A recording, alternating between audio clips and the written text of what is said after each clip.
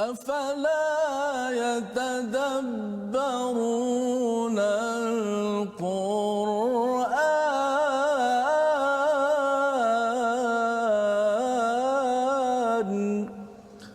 Kenapakah kamu tidak mahu mengambil pengajaran tadabbur daripada Al-Quran? Dengan doa kita, subhanakala ilmalana illa ma 'allamtana innaka antal alimul hakim.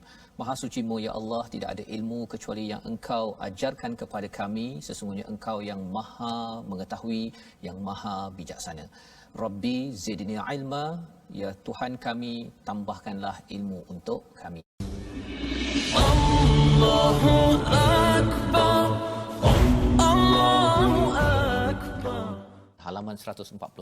Mari kita lihat kepada sinopsis pada hari ini, iaitu pada ayat 138 hingga ayat 140 kita melihat kepada syariah kaum jahiliah, ya. Jalan hidup, peraturan kaum jahiliah ini tidak tetap dalam masalah binatang ternak serta pembunuhan anak mereka. Kesinambungan daripada halaman 145 pada ayat 137 semalam.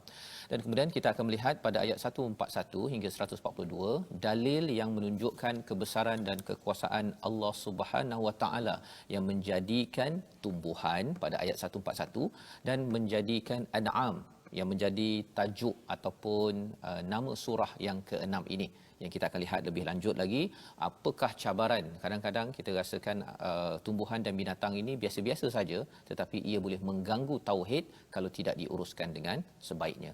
Allahumma arhamna bil Quran. A'udzu billahi minasy syaithanir rajim. وقالوا هذه أنعام وحرث حجر لا يطعمها إلا من نشاء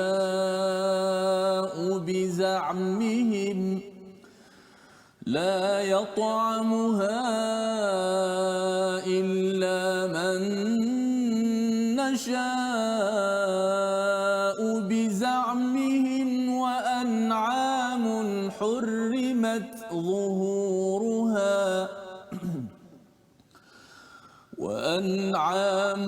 حرمت ظهورها وأنعام لا يذكرون اسم الله عليها افتراء عليه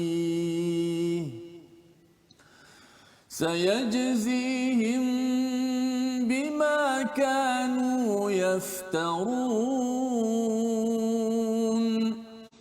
وقالوا ما في بطون هذه الأنعام خالصة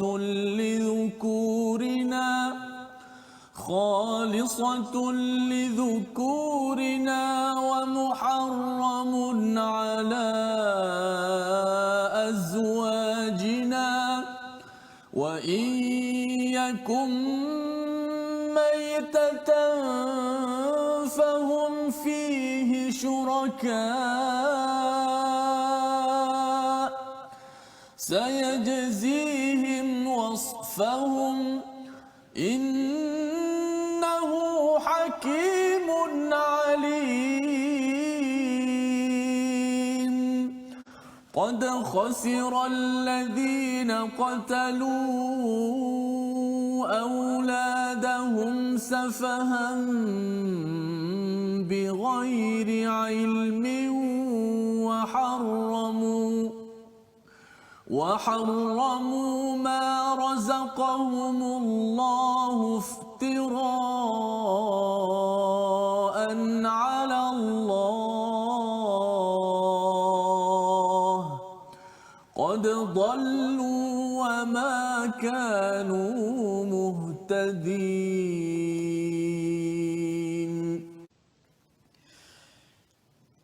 وهو الذي أنشأ جنات معروشات وغير معروشات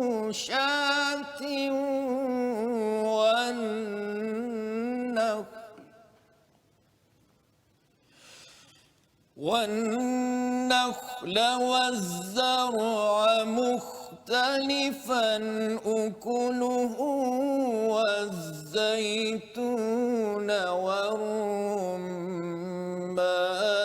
متشابها وغير متشابه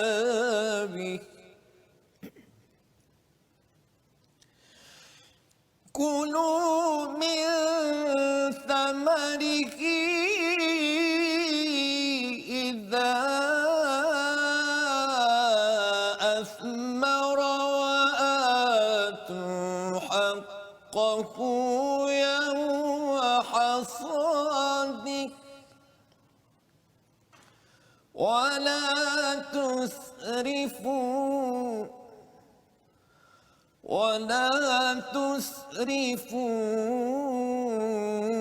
إنه لا يحب المسرفين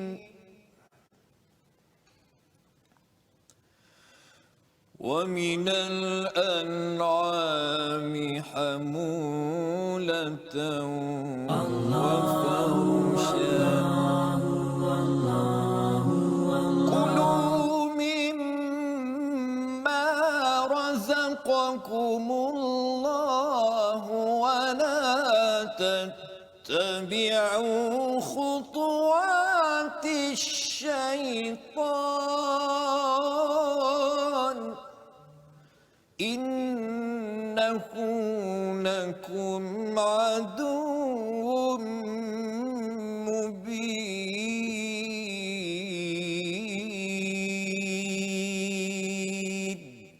صدق الله العظيم. الله لا إله إلا الله. Ini membawa kita kepada resolusi yang mantap pada hari ini. Sama-sama kita saksikan. Iaitu yang pertama, jangan mengharamkan sesuatu yang dihalalkan oleh Allah ya dengan kita menggunakan akal ataupun nafsu sendiri. Yang kedua, elakkan amalan syirik yang menyebabkan diskriminasi ya, membeza-bezakan di antara lelaki dan juga perempuan. Yang kita lihat salah satunya isu makanan dalam jahiliah. Dan yang ketiganya ialah tunaikan hak orang lain atas rezeki kurniaan Allah dan jangan melampau dalam kita menguruskan keuangan kita pada setiap hari.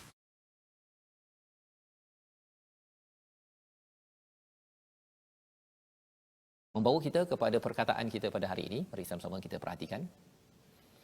Ta'ima iaitu memberi makan 48 kali yang disebut di dalam Al-Quran, dan perkataan ini kita jumpa pada ayat 138 ya, bila dinyatakan la yat'amuha illa man nasha'u bi za'mihim ya, jangan makan binatang tertentu, tanaman tertentu tanpa ada asas daripada Allah Subhanahu Wa Taala ya. Jadi sebenarnya mudah bagi Islam ini, semua benda adalah halal untuk dimakan kecuali apa yang Allah nyatakan haram, yang tidak boleh, sikit saja kategorinya. Itu adalah rezeki. Mudah bila beragama Islam, tetapi ada orang cuba komplekskan. Mengapa? Ada agenda tersendiri dalam kehidupan mereka. Jadi kita tak nak jadi yang kompleks tersebut. Kita ambil yang dimudahkan oleh Allah, bukan bermudah-mudah.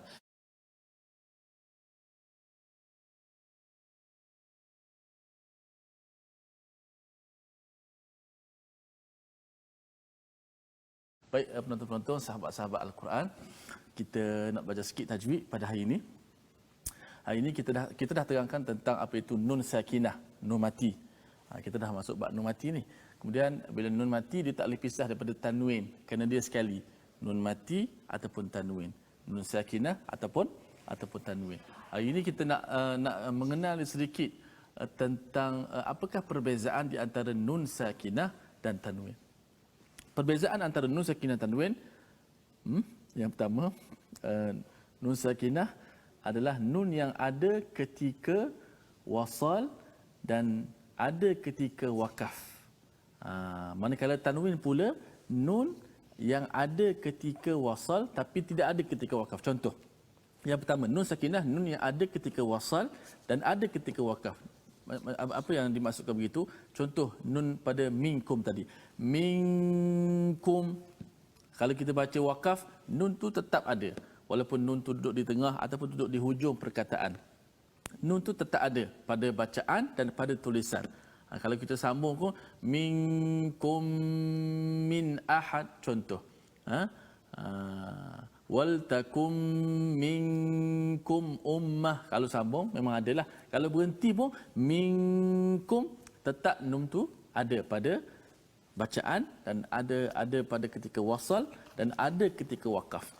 Ada pun tanwin, nun yang ada ketika nunnya ada ketika wasal dan tiada ketika wakaf. Contoh tengok, ahadun illa. Ahadun illa. Tengok tanwin tu disebut ketika kita wasal. Ahadun, bunyi dun tu, bunyi suara nun mati pada tanwin tu.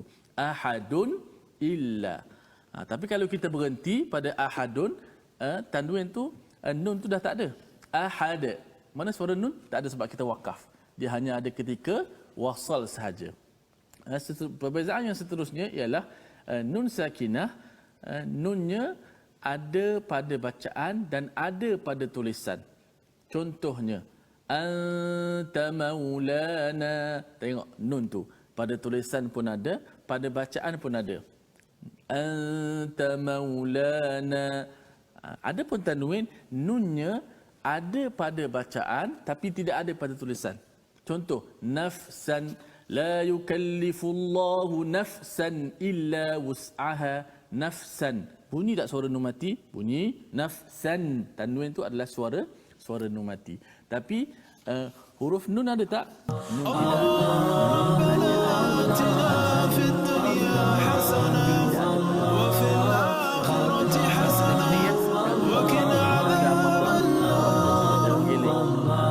maksudnya ini ada kita buat perbezaan sikit, nun sakinah dan tanwin ada perbezaan dia. Itu sedikit perbezaan. InsyaAllah kita akan sambung balik pada episod yang esok ni. Apa lagi perbezaan yang lain supaya kita kenal betul-betul nun mati dan tanwin. Jumpa dalam Quran, oh dah tahu dah ini nun mati ni, ini tanwin ni, kita dah kenal dah. Orang tak kenal maka orang tak cinta. Orang tak kenal maka tak tahulah. Kalau tak tahu, insya-Allah akan tahu insya-Allah.